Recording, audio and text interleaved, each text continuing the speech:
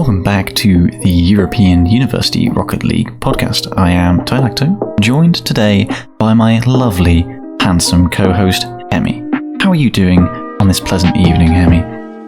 I'm quite tired. Also, I was on the big verge of laughing because you left a little gap for me to know where it is in the recording tab. Of course. I'm doing alright. You're doing alright. I'm doing great too. We'll jump straight into it because, we have a lot of catching up to do, don't we? A whole number of weeks in today's episode, including both week 1 and week 2 of league play. The current standings in NUEL, statistics here, there, everything in between. So, of course, if I see a single question when this goes up about where's the podcast been, I'm not going to be happy. It's right here, so nobody can complain. So, of course, cast your mind back, of course, if you will, to the 27th of October, which, week 2 of NSE, and hence the final week of the qualification stage for teams to qualify, or to try and qualify for National League. So the notable results here that I can point out, in case you've forgotten, were a 3-1 loss for Loughborough at the hands of Liverpool, who would then go on to get swept by Salford. Salford themselves had actually just come off a 3-1 win over, at the time, Society Showdown winners, ERA Blue Jays. And of course, at this time, that Salford roster consisted of Camo alongside Aaron and Deadly Soul. Little did they know, maybe they knew that wouldn't stand the test of time. Salford, therefore, did qualify for the National League, actually unbeaten in series as the first seed, so off to a great start, really. But there was an even hotter team in reality who you may have heard of, the Bournemouth Barracudas, consisting of Ward, Wilbur and Cloud. They qualified, we might note, without dropping a single game, winning all 15 of them, and of course this included a 3-0 sweep over another one of our heavyweight teams, Warwick, who, as we know, go by their beautiful team name, won by a G-Shock 50 quid. Shout out to mine and Hemi's discussion as to what a G-Shock actually is, but we do know now, thank you very much. I thought it was like a sex seed of some sort, but apparently it's just the watch. Hemi's dirty mind got the better of him. I would never have thought that either, of course, no, not me. You definitely didn't think he was a bad. Let's not talk about G-Shocks.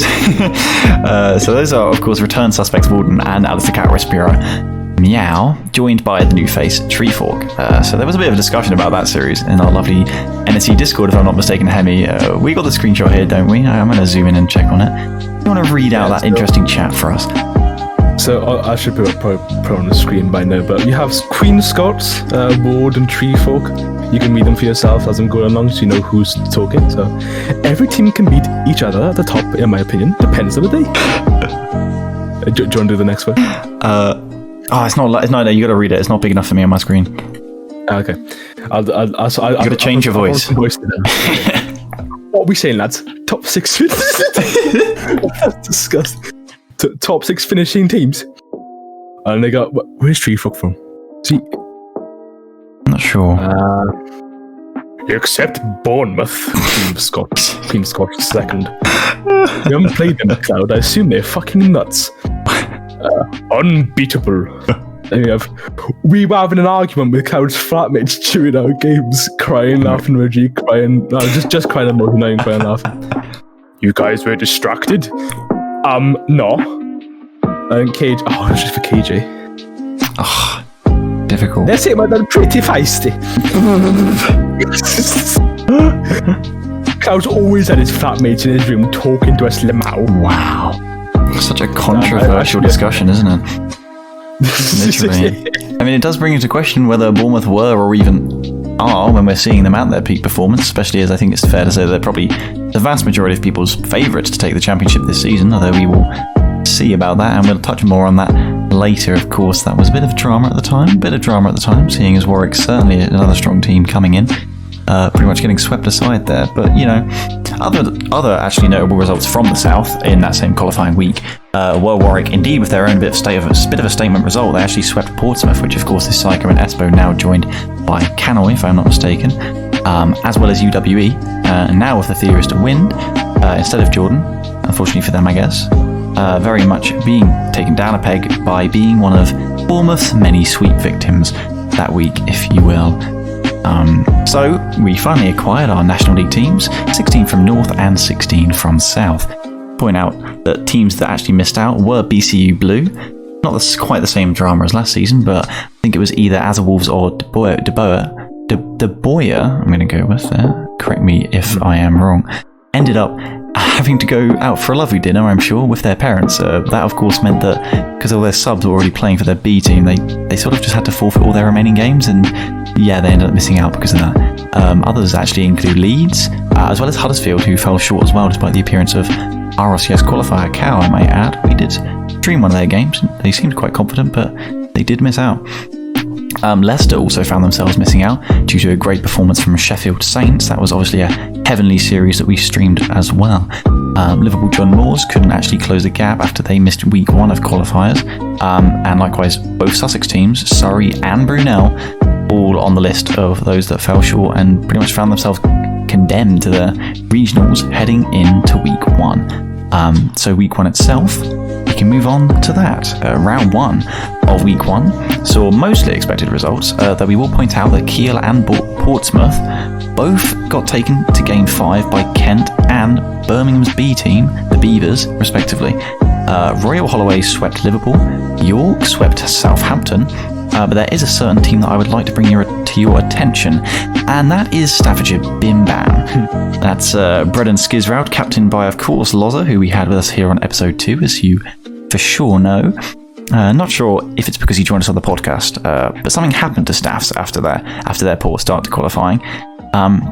So as we say, in week 1, round 1, they managed to beat UWE 3-2 in round 1. And we thought, maybe just a one-off result, but actually this was just the start to a full week of game 5s for them. In round 2, they would again win in 5, but this time over the Birmingham Badgers, Matty, Choco and Trisnell, pretty much putting an end to their hopes of a good start of the season, and as we'll go on to say, it only pretty much got worse for them from there. Where am I? It's Bath Swords. Sorry, back in round 1. They actually found themselves going into elimination game as they fell in game 5 to the UWE in round 2. Hence, round 3 rolled around, and once again, coming to game 5 was Staffordshire Bim Bam. They were facing off against, at the time, the unbeaten Salford. And yet, once again, they would win in game 5, taking what really was a shock 10-point week. Like Hemi, do you think there was anyone that actually expected that? I mean, certainly not Salford, as it seems as they went on to have a few roster complications after that point, alright? In all honesty, Salford should have taken that quite comfortably. I mean, I know each of the guys individually, they're all very good players, but it's probably just Aaron choking, to be fair. Wow, I mean, if that's how you interpret it, I'm going to respect that. I was busy casting the series, so I obviously don't know what's going on behind the scenes, of course.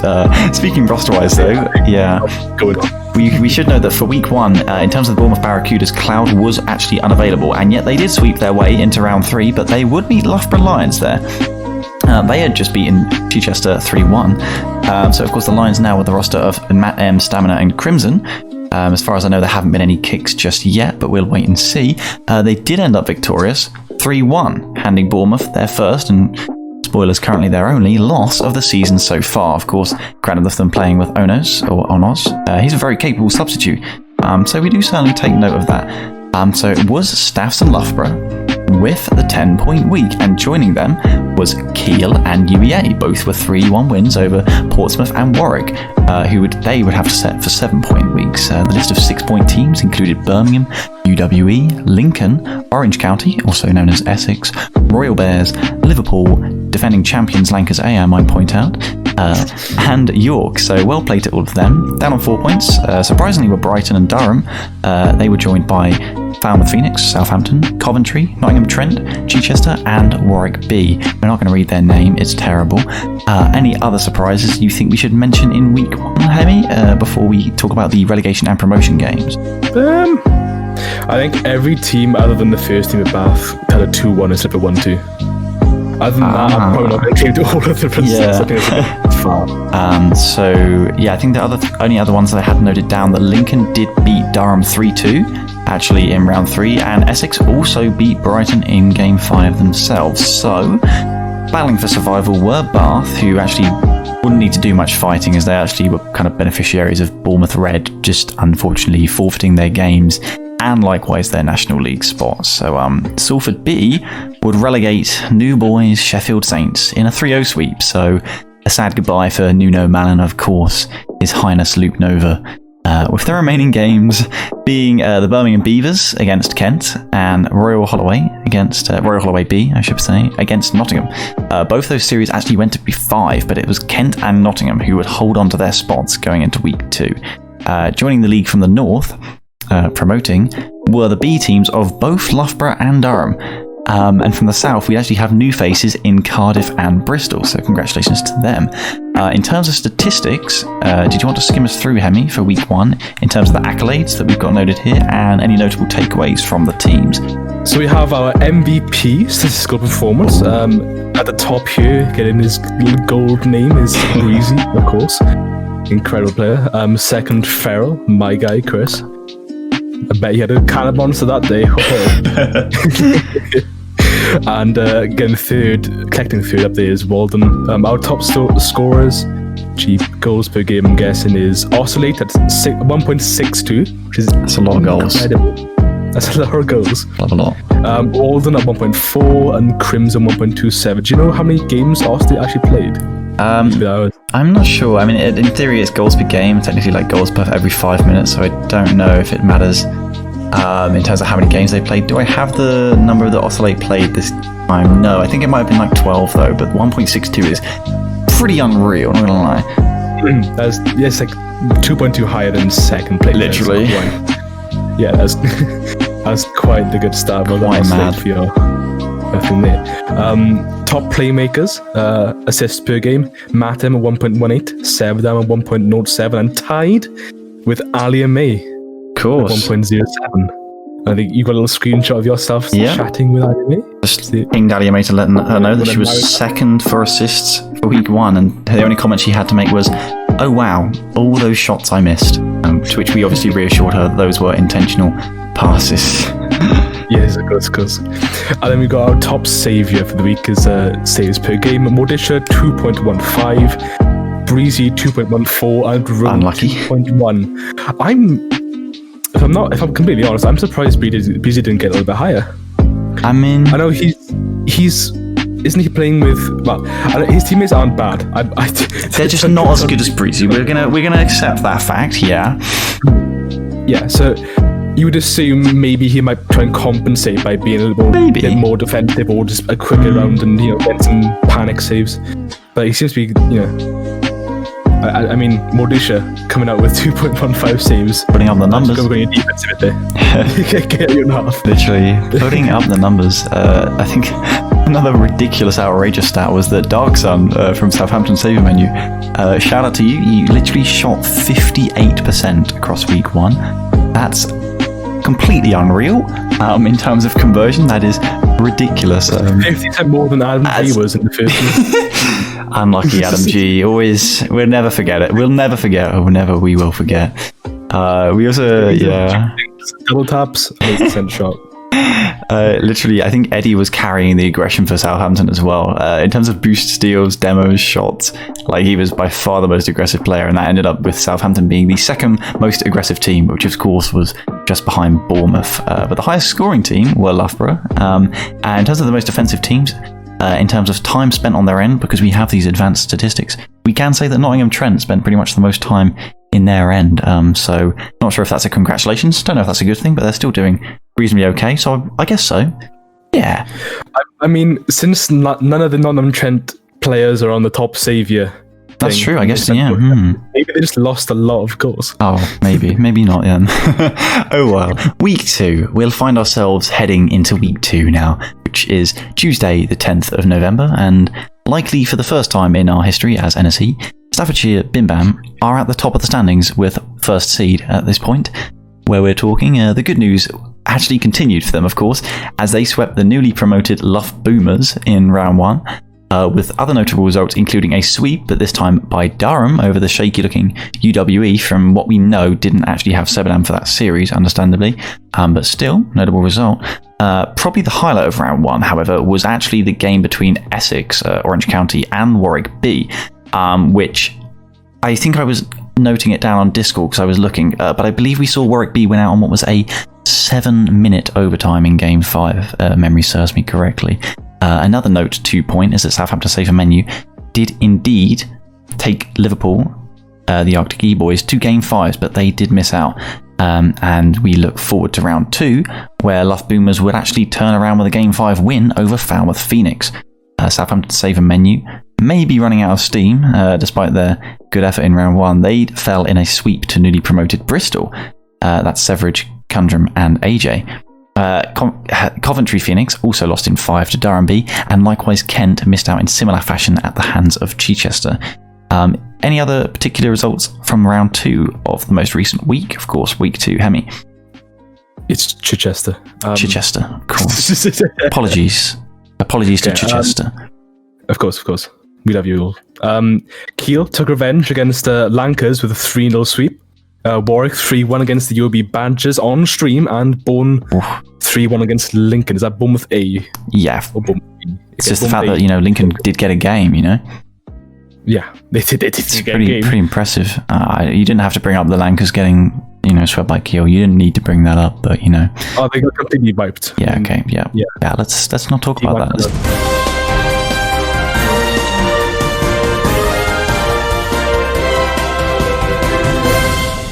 We have had a sudden divine intervention from Lord Cinerus, who has descended the stairs of heaven to raise a very valid point to us. Thank you. So I did actually have an anecdote about the Lincoln results for that week. Specifically, they were meant to be on stream round 1. Whoa. It was meant to be them versus Chichester on stream. But Azazel said, actually, we're playing with a sub today, by which he meant himself. So best not to stream us, we're probably going to lose. Wow. So we booted them off the stream. We went and did, was it Falmouth versus someone? Yeah, I remember it.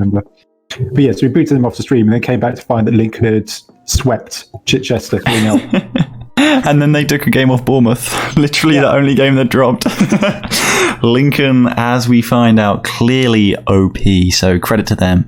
So heading into round 3, competing for, once again, 10 points, and hence a 20-point total, perfect total, were, of course, Staffordshire, Loughborough, UEA, and Kiel. All 4 of them.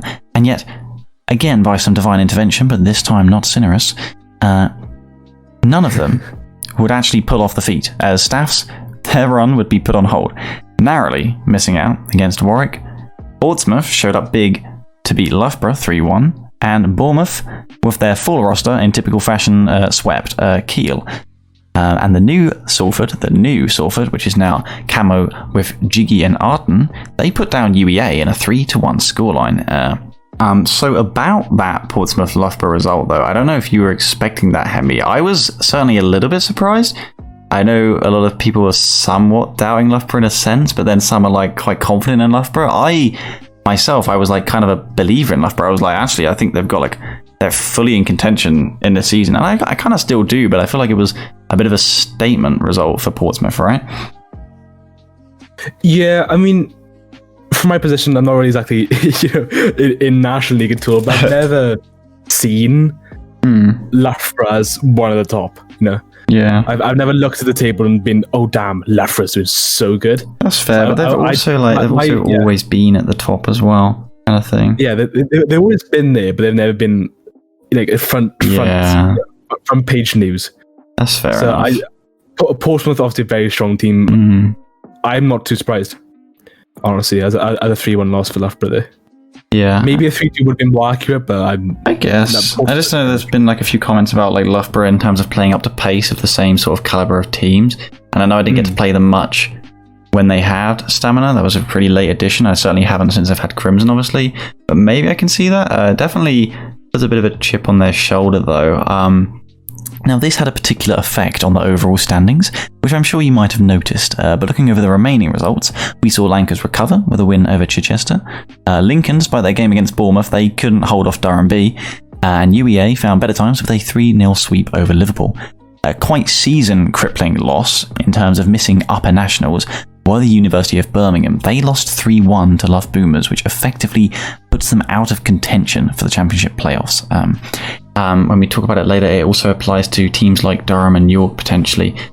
Because of this format and that result in week 2, losing to Luff Boomers, they have to spend week 3, that's coming up, just getting promoted back to upper nationals. That loss is so bad for them, and given their current points, I do believe it's pretty much impossible for them to like actually get into the championship playoffs, which has got to be super sad for them, considering they were probably a bit of a dark horse, sort of an outside shot in terms of contention for that, looking at the quality of the players on their teams. But I guess it's just not really worked out, right? You look at Tris, Choco, and Maddie, and you look at, like, of course, like Maddie and Choco and Crown even pulled off like a 10-point week last season, and it's just like, wow, they're pretty much out of contention this season. So question, we'll see how that roster holds together, if it does, because that's got to be a bit of a punch to the stomach. In terms of relegation matches, however, we actually saw Brighton fighting for survival following a dominant sweep from Bath. They held on against Falmouth Phoenix, though, who unfortunately found themselves sent down to the Southern Regionals for next week. They will be joined by Cardiff following their 3-1 loss to Nottingham, with the North relegatees being the new Salford B, of course, and as well as Coventry, who lost 3-1 to Southampton and Kent, respectively. Certainly a point of discussion, though, with regards to the quite opposite fates of the Salford teams, though, Hemi.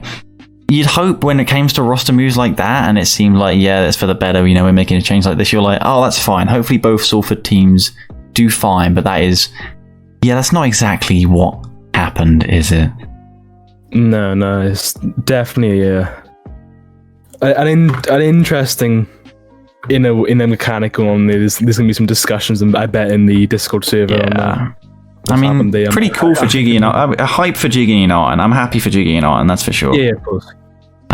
So we'll just have to see how those storylines as such revel and unravel as the season goes on.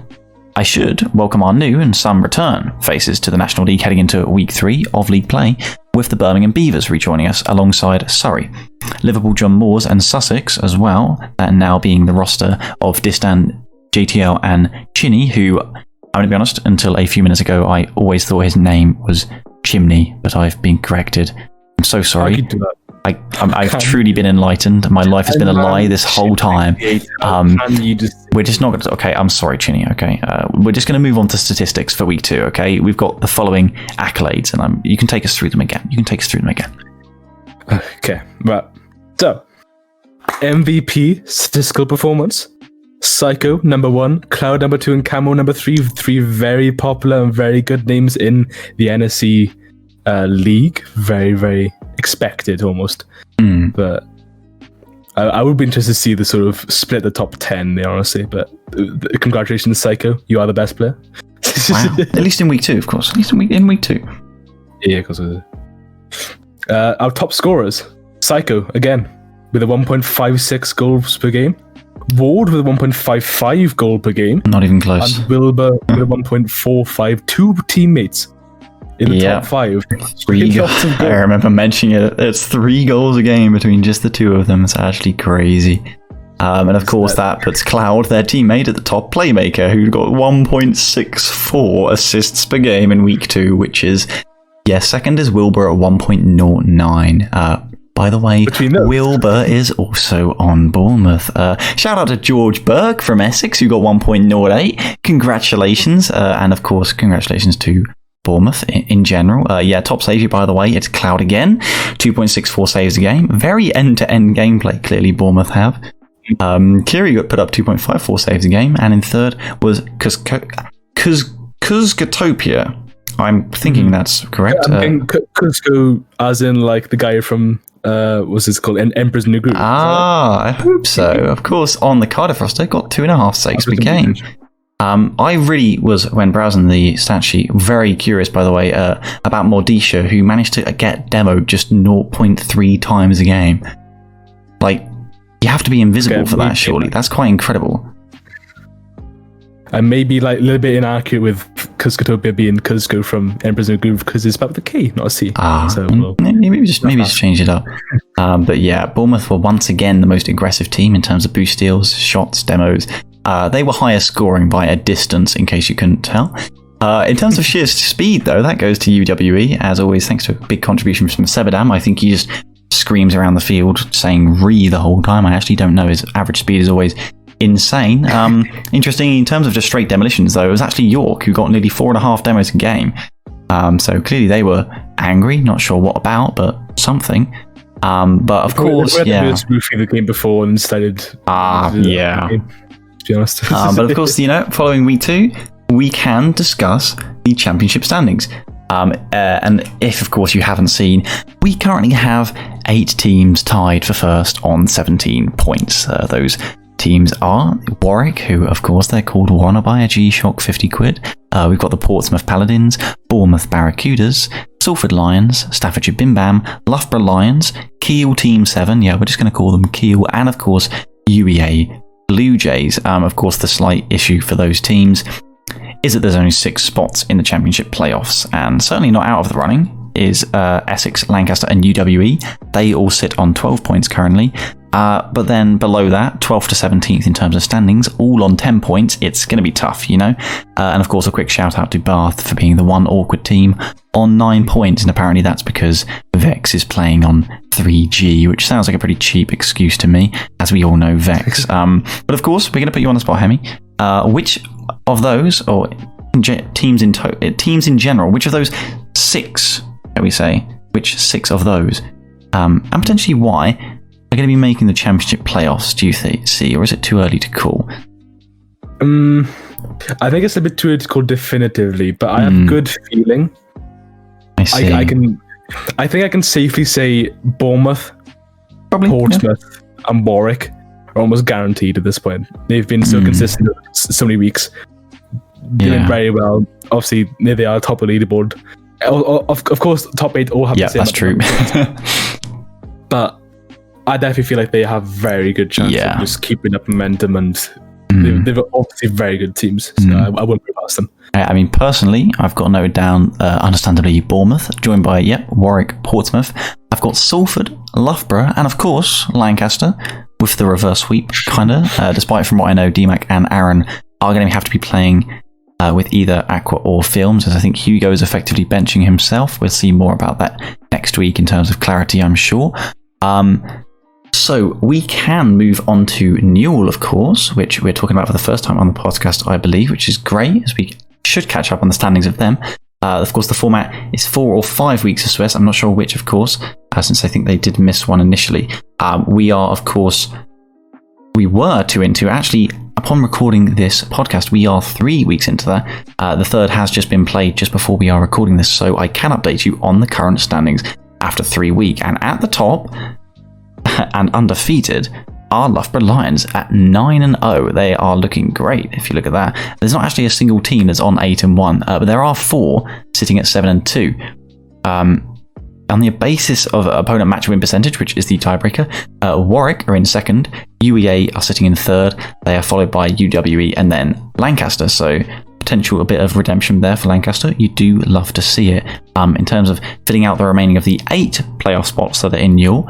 At the moment, that's Staffs and Sussex, interestingly. But also sitting at 6-3 record, and they're still very much in contention, are Durham, Loughborough B, Birmingham, Newcastle, and Brunel.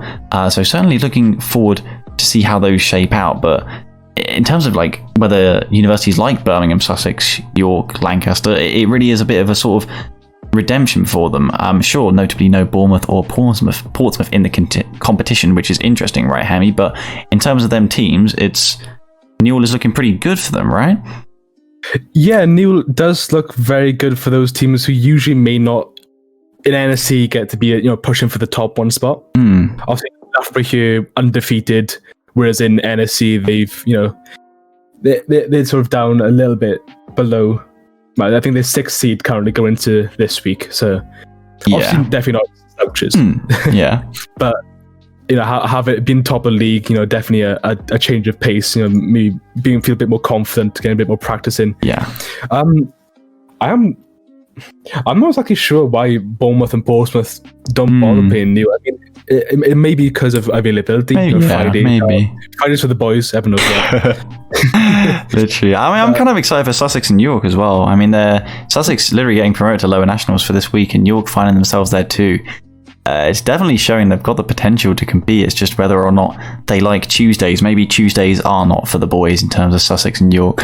I'm not sure, but it's certainly interesting to see how teams perform varyingly in terms of NUEL. And obviously, Lancashire hopefully going to come out with the win overall there. That would be great. Don't know if you think.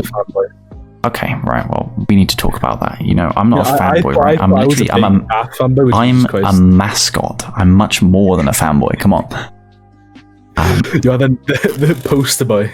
No, I'm literally like the one who turns up to the games in a massive bear costume. I'm the mascot. Just don't think I'm working effectively enough so far this season, sadly. But not too bad. Big ass. Yeah.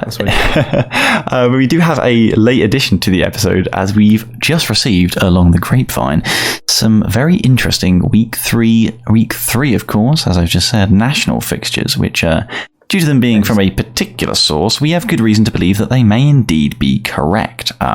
So we can go through them together with the small asterisk that they may indeed not be correct, but we've got good reason to believe those placements are correct. Maybe the matchups aren't. That's true. But interestingly, may not change. We don't know. But to be fair, the Nando source comes out straight away with 1 seed Warwick projected to go against Lancashire A. I think we'll both agree that Lancashire A will be winning 3-0 there. Correct?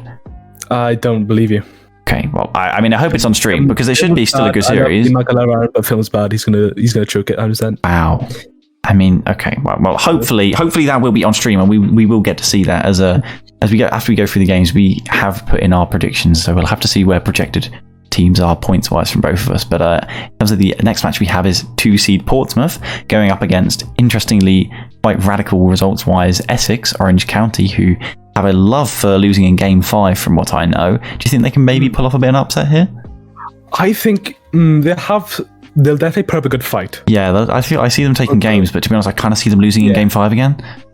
Yeah, in my predictions, I've got. Is it 2? I've lost it. Paladins 3-1. You put in 3-1. I see. Have come out swinging this season, and they are definitely a new team to be. I've just looked at my prediction as I actually predicted Warwick to beat Lancashire. My life is a lie. Let me fix that. No, I can't fix that. I've already put them in. Oh, but we have Bournemouth standing in the way of Bournemouth, shall we say. Looks to be Bath Salts. Do we put up much hope for Bath here? I don't give them no hope. I just don't give them much. The way I see this going is, okay, picture this. I'm picturing. Okay, I'm leaning back in my chair because I've got... All right, I'll lean back in my chair, yeah. Yeah, everyone lean back in your chairs. Okay, so you got... It's Manfield night. Okay. The game's about to begin. And Vex starts spamming in the text chat. Ooh. Wardy and Wilbur are going to get slightly tilted. True. I think that's what will get them a game. A game. I thought I was so ready for this journey, and you're like, that's what will get them a game.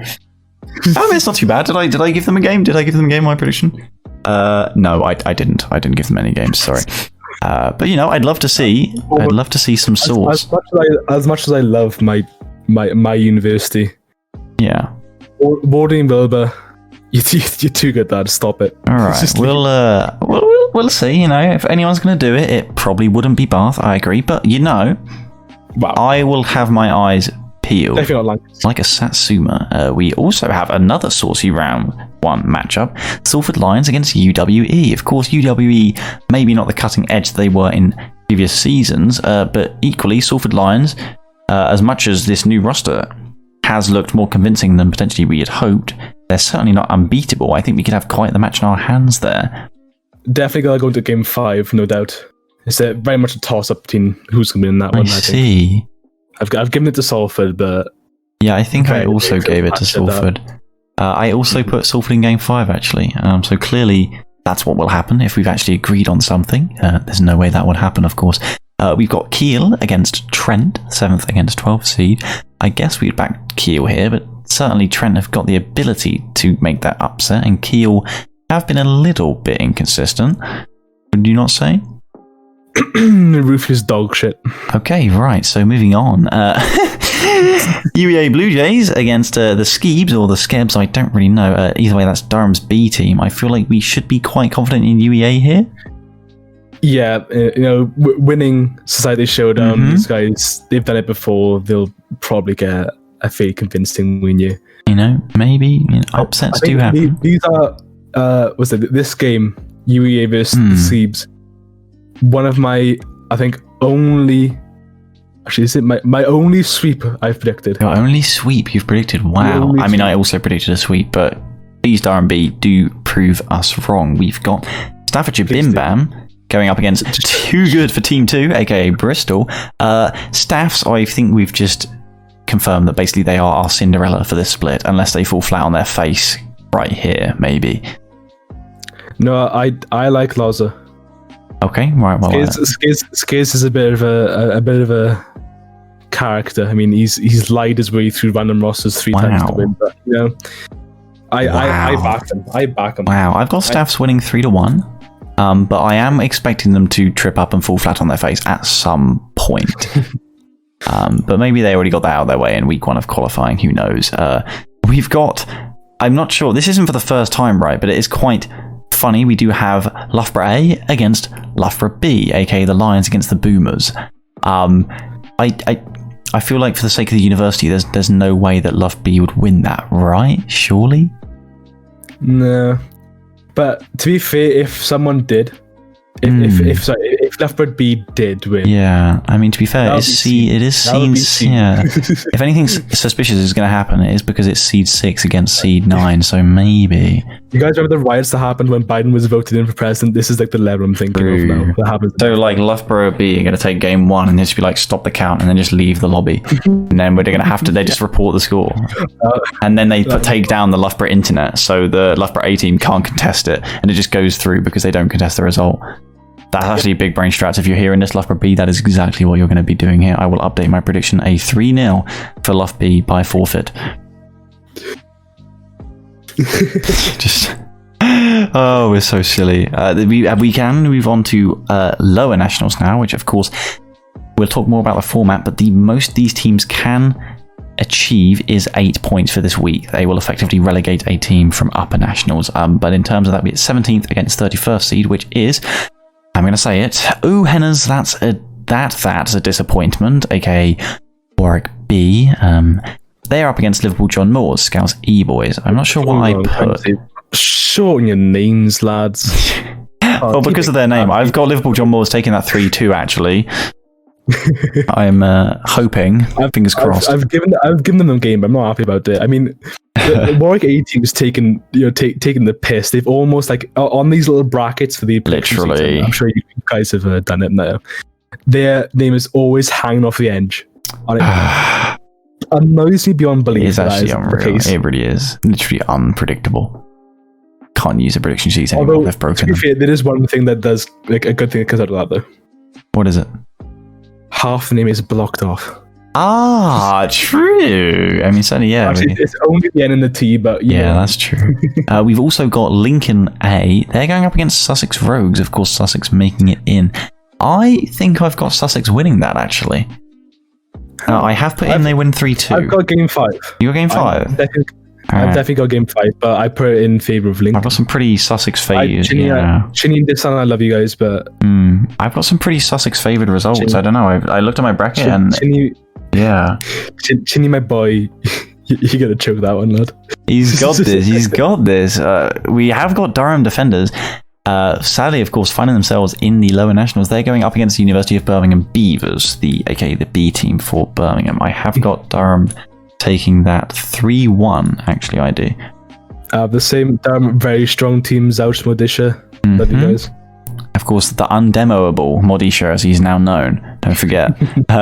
University of Birmingham, their A team, the Badgers, likewise in a similar sucky situation to Durham. They're going up against Rocket Lads, aka Surrey, who are actually a very, very capable team. I do think I have the Badgers taking it, just because I think they might have an existential crisis if they don't. But I have got it in game 5, and I'm going to be honest, I could see Surrey stealing it. I've got game 5, but I'm not as confident that Surrey might steal it. I think they'll keep their heads about them. Okay, if you say so. We also have another bit of a stacked matchup in terms of 23rd versus 25th.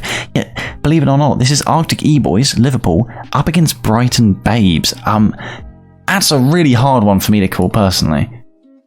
I've got Brighton in 5, but of course maybe not the same as the Arctic Foxes were last season, but Liverpool's still very capable. I do have Brighton taking it in 5, but it's like that's really unfortunate for whoever loses that game. Really, it is. Yeah, I mean, I've only just now swapped them around. I think I agree with that. I'm swinging it back in the favour of Brighton. Farrell, Chris, my boy, Prod Bush, as they call him. Yeah. We've also got Royal Holloway against Southampton. That again, super hard call. Did I put another game 5 because I didn't know? Of course, I've got so many game 5s. This is just, it's never going to happen this way, is it? It's just not. I had Southampton actually taking it in 5, which really does suck for Royal Holloway, but you know, there's got to be a loser one way or another, right? Mm-hmm. Yeah. I think I've just looked. I have another game 5. No, actually, I don't. I have York beating Kent 3-1. Much as I'd love to see Kent perform, with more, of course, Ali May missed shot assists. I think York are honestly performing like kind of they're kind of performing now. I could certainly see them getting even better. But of course, last season, considering their roster, you'd probably have said they underperformed a bit. But they are showing good signs this season, no? Yeah, I mean, I think with this matchup, this is maybe my only like inaccurate one because I've got Kent winning every single game because they beat me and my team. I mean, if they can beat you, then they can beat anyone, I guess. If they beat some national teams in game 5, I only say I'm that good. Wow, just incredible. It's what you have to do when you're not GC Tylacto. You got to call your way to as much clout as you can. That's true. And then the last of those, we've got Chichester against, of course, Nottingham, who do have Jason Bourne in their possession. So I do believe, actually, I didn't predict Nottingham to win it. As much as I wanted to, I did have Chichester taking it 3-1, but I really wouldn't be that surprised if Nottingham did indeed take this. These are really hard to call. Yeah, I had game 5 with Nottingham favoured. Ooh, I'd love to see honestly, that. I've not seen either team play. I'm very much guessing at this point. And of course, Chichester, breezy, very, very, very strong player. And don't forget, we will have them. Yeah. Sorry. There's a certain clip that is swaying my sort of vote with Chichester against Nottingham. Oh, that's one where we have the Bath second team. Of course. One player just clears it downfield. All 3 of Chichester players panic, and then Breezy half flips it into his own net. How didn't I see this? I will have to see that. But of course, do not forget that a large number of these games will be on the NSE GG official stream, so we hope to see you there. With regards to the new points distribution, the best amount of points that a team from lower nationals can do, like I said, effectively relegating a team from uppers, that achieves them just 8 points. By going 3-0 from lower nationals. The 2 3-0 teams undefeated through uppers, they get a chonky 15 points, followed by the losers of those final games getting 12, and then the best of the 2 ones will get themselves 11.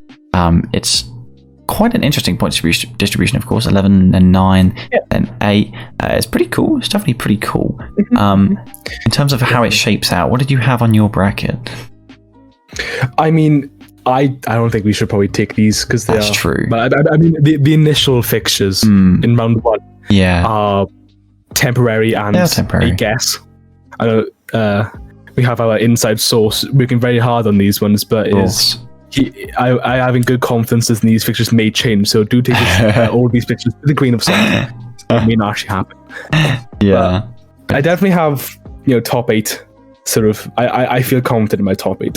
Yeah, I mean, it's just interesting because in terms of upper national, we do have, like, we've got Loughborough B, Durham B, and Bristol. Like, they've all got their chance to make some big upsets. Yeah, and when you consider teams like way back last year, you got like Warwick B. Remember they beat Warwick A to get nationals, which is just funny. It's ridiculous, but that's the sort of tournament we have. It's just a great time. I'm just going to point out that my predictions shaped out. They're obviously going to be of the perfect games. I had Loughborough and Bournemouth getting 15 points. I had Portsmouth and Salford getting 12. Of course, we know in reality Lancers will get 15. But I couldn't predict that, or else it would make me look biased, which we know I'm not. Really? No. Really? I'm not. I'm not. Is there anything you'd like to add to that, Hemi? I actually had Warwick and Bournemouth as my perfect week 2 game. No, is it week 2, week 3? I can't remember. You had Warwick and Bournemouth. Yeah, I said Warwick and Bournemouth. My thing's gone. I had the Loughborough and Bournemouth. I don't know. I believe in Matt M. They're doing so good in NUEL. We mentioned it, and Mangum's literally going to be stonks, like literally highest earning UK Uni Rocket League athlete. Literally going to win NUEL, going to win NSE. Okay, that's way too much Loughborough. No, wait, that's way too much Loughborough success. When was the last time Loughborough actually won a tournament? To be fair, that was a long time ago. But maybe it's going to change. It's going to change. It's going to change. They're looking great in NUEL. They're looking great. Anyways, that is probably as much as we can say without going into pure speculation. That's fair. So, guessing, yeah. Indeed, we will round out the podcast with a round-up of the various events we've had over the past weeks. That includes the European Random Rosters Tournament. Thank you to RL EU Rocket League 6-mans, I should say, sorry. Uni 6-mans? Uni 6-mans, of course. Official brand. Uni 6-mans. That was, of course, the fourth random... It's the fourth random roster tournament. It racked up a considerable £245 prize pool, by the way. £245. The lion's share of that was actually won by Feral, Skiz, and the MVP for the tournament, Road Ripper. They beat Jaded. I'm going to be honest. It's Dasher and I want to say Finchy, but it could be. It's Finchy. It is Finchy. Awesome. They lost in the finals. Shout out to Jaded, of course. Donated his winnings back to the server. So very nice of him. There was also the funny extra mode mashup we had recently too. It was actually Kiel. They swept the final over Liverpool Twonkies. I'd love to actually know the roster of them. I'm not sure what it was. They beat Brighton in 5 in the semis of that tournament, which I do believe was rather fun. We also had the community 2v2, right? We actually saw York, Lady Penelope, and Tinny. They beat Treefork and Walden Warwick pretty impressively in the finals, right? Like I had that stream open and I was like, this is York? Like this is actually pretty damn like. They're really showing that potentially right now you could say York are underperforming. Like it's actually kind of strange. But then aside from all those, probably the highlight, which hopefully you got to see on the NSE mainstream, was the Barclays Games Frenzy show match, where we did see Salford Lions put up a hell of a fight against probably current favourites, Bournemouth Barracudas. Did you actually get to watch that series, Hemi? I didn't, you know. Oh my goodness, this is unforgivable. I got what the to see the hell? results. I saw Wally tweeting on Twitter, but I was actually out killing myself in the gym. Wow. Yeah. That's fair enough. We also have a very cool Discord screenshot. I think it was relevant to the upcoming 1v1 tournament, where I'm not going to put up the... no, actually, I can't stop you from doing your beautiful voices, right? Did you want to read out this Discord screenshot, or are we just going to leave it on screen and pretend it doesn't exist? I'm doing it. You're doing it. Oh my goodness. Okay, brace yourselves. I will strap in.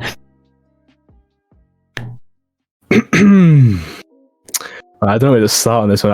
It's probably on the screen by now. I think we'll start with the Robert Wobb. What was his name going to be? Not his name, his voice. He has a hamster. He's put a little squeaky. Fuck it! I'm going to once and try and win the ones tourney. Oh my god. It's very much out of my comfort zone, but I want to get good. Max, assistant ref D with a Kappa throw. Treefork absolutely loves ones. Walden, you're gonna clap him though, right? And then Walden with his little Keanu Reeves, short Keanu Reeves, says, "Of course. Would I ever come second in a ones tourney? Never." Marion C3, by the way, easy dubs. I'm just gonna give you a off the fly. Lamau by Jonah P. What should I? Dilemma. I got too many voices. Too many people know none of the voices. That's really annoying. Lamau, Warwick only gets the second seed, and then Robert again. Me versus Walden in the finals would break the game. We couldn't both get second. I do remember that voice. Oh yes. Oh yeah. So as introduced beautifully there by Hemi, we do have the return of the 1v1 tournament, which will be hotly contested as ever, of course, including in the participants are Walden of Warwick, also Treefork of Warwick, we've got Ant-Man from UEA, Psycho, Portsmouth, Crimson from Loughborough, Lady Penelope from York, Switch from Essex, Bookers from Falmouth, of course. Ducks from De Montfort. Rowe, Liverpool. Aqua from Lancaster, of course. Shout out to Lancaster, by the way. If you're not a fan of them, Lancaster, pretty cool. Just going to point that out. Okay, yeah, I'm going to stop. And, of course, many more. I don't really know who I'm expecting to win. I don't know if you have a particular pick in Hemi, or if someone like, say, Breezy was playing, or someone as talented as yourself. Obviously, it would be very easy to predict who would win. I don't know if you have anyone in particular.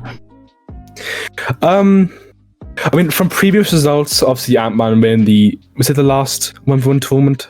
Do correct me if I'm wrong. Yeah. One of the previous ones, it was him against Physics, Matt of Bath. But I think Ant-Man won summer. Cool. Yeah. Literally beat Walden in the final because Walden is the second place forever. They are very competent bonus players in this little lineup here, and honestly, if someone like Breezy did sort of just join in for the fun of it, I mean, he could easily make his way to the top. I personally don't know because I don't play enough ones. I think Aqua's going to win. I actually believe Aqua is very capable at 1v1, and it has nothing to do with the fact he goes to Lancaster. I actually think Aqua's got this personally. Damn.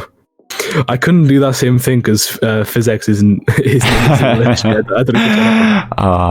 think I've asked him in the server just that's like fair. before we came on because I can then see. Oh yeah, Physics is gonna mess him up. We'll put the propaganda, of course. I mean, I might sign up for it. Yeah, I think it was Psycho that won both winter and spring. To play Hemi in the 1v1 this Sunday.